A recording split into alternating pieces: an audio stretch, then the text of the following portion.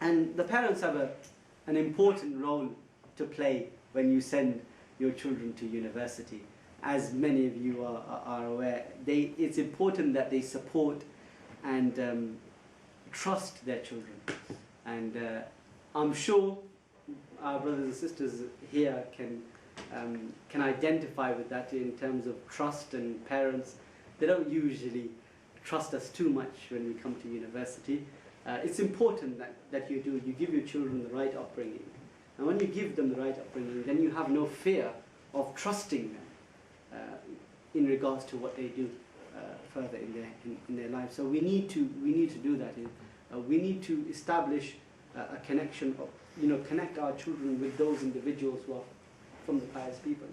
If we ourselves are not practicing Muslims, if we ourselves are never praying salah, and we don't know how to read the Quran, and we're sending our children 4 to 6 every single day, weekdays to the madrasa or the maktab to learn how to read the Quran, and we don't know how to do that ourselves. So when the children come home and say, "Daddy, what does this say?" And Dad says, "Didn't the Imam Sahib tell you in the masjid?" I have no idea.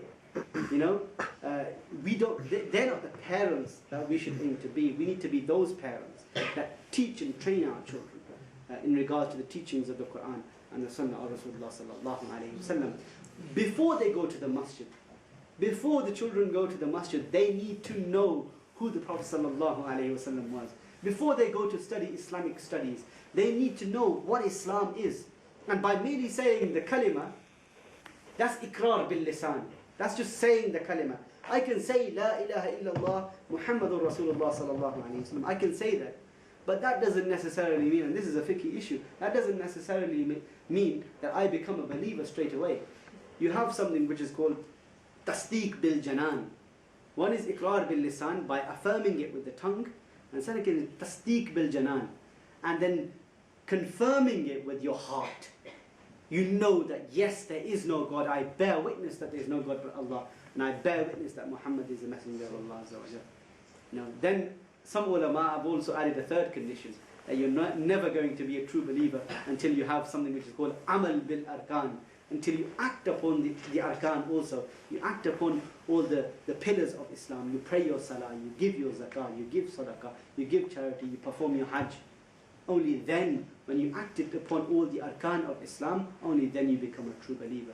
So, it's quite hypocritical of us to teach or to tell our children that they need to be a certain way, they need to dress a certain way, they need to believe certain things, and yet we don't do that ourselves. That's quite hypocritical. In the same way, if I was to stand here before you today, or sit here before you today and say to you, Sidi, brothers and sisters, you need to pray your salah. You have to pray your salah.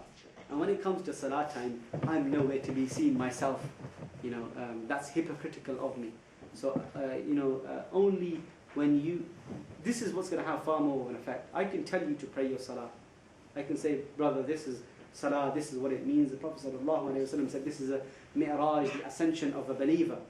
And it can go in through one ear and out of the other.